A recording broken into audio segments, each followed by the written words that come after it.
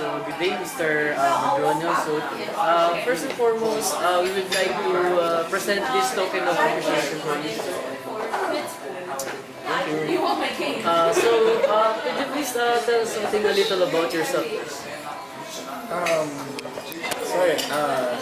I've been working since 2013.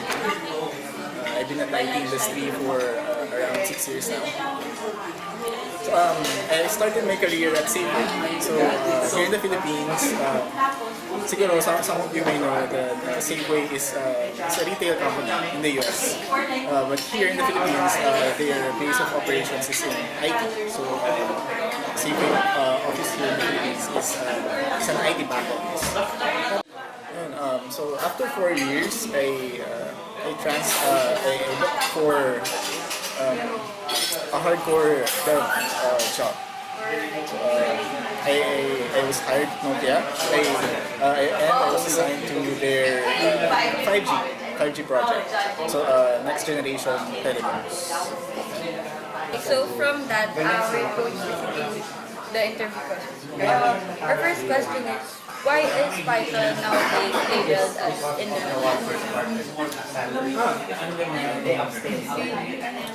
Hindi ko kasi hindi naman Python kasi Python is a scripting language. So wala siyang compilation style. And the syntax niya is very simple, very straightforward. Diba wala nga siyang scoping is defined by the spaces. So parang isip ko sa kanya is it's better suited for non-programmers. So parang kaya siya nagkaroon ng specialization sa data science, yung mga ganung branches ng program. Kasi usually yung gumagawa nun is for research. So usually yung program ng yung Python, yung specializations ng Python is either most of them are non-programmers. So Python, it's a simple language. So if you're a non-programmer, Python is favorable for you. Kasi it's very simple, it's very straightforward. So yun. So Python is favorable to non-programmers. It's very easy to pick up. So our next question is, on your point of view, what are the factors that has driven or will drive our thoughts in relation? In relation since programming, the demand for programming is spanning across professions. So kailangan mo mag-program sa data science, kailangan mo mag-program sa research, and demands like those. And the very healthy community of Python specialize sila in libraries for say data analytics. It's expanding. So parang I think that is the most important thing that is driving the growth of Python right now. Yung community it's continually improving the code base, the language. Your own experience, what are some distinctive characters over other languages? First, Python is scripting language. So wala yung compilation step, and it runs on the go. Parang type ka, print something, print agad siya. Walang compilation. Also, sobrang simplified siya. So, madali siyang pick up and build. Pero, not in the expense of mawawalan siya ng features. Katulad ng ibang scripting languages like Bash. So hindi naman siya, it's very flexible. It's very flexible. Python's very flexible. Siguro yun din yung dahilan kung bakit hindi magamit sa Python is language.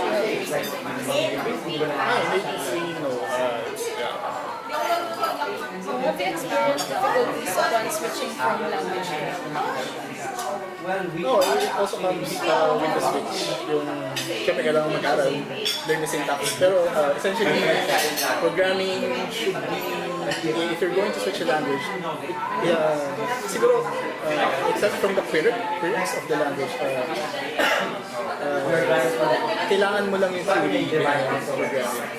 So, if you're going to switch, kailangan mo lang aralin sa language that you're switching to is the syntax. and you're good to go.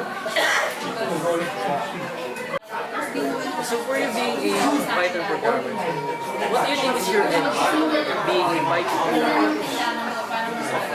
Kasi sa industry, it's rarely use one programming language. So there is a need for example, experience in Safeway, we have a host of applications. The people there were divided by per portfolio of the Safeway conglomerate. So I was assigned to the HR portfolio, and there are a host of technologies under the HR portfolio. And I think Python is a good bridge among those technologies. It can connect, for example, your time and attendance software and let's say your scheduling software. If you need data from your time and attendance software, you can bring it to your scheduling software, let's say Python. Also, if you're looking to specialize, to diverge in your current employment, let's say you're trying something else, Python is ubiquitous. So it's used in most companies right now, since it's very easy to set. So if you learn Python, you will have an advantage over other candidates.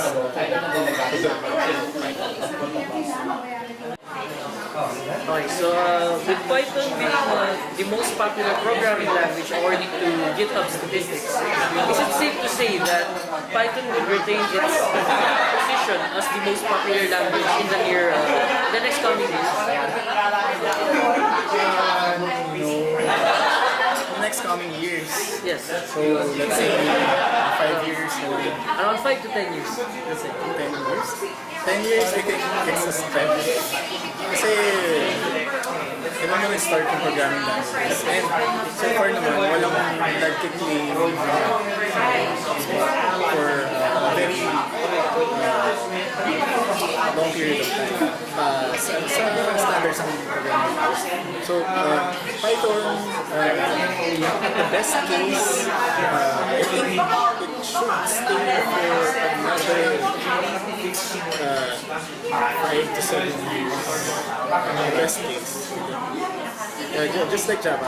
When Java was first becoming the main programming languages in the industry, people were claiming that Java will take the top spot for a very long time. But Java it's been overtaken by most of other languages. So programming languages age. So no one can take the top spot. Thank you, Josh, for spending your time and your knowledge about the Python language to us. And that is all. Thank you.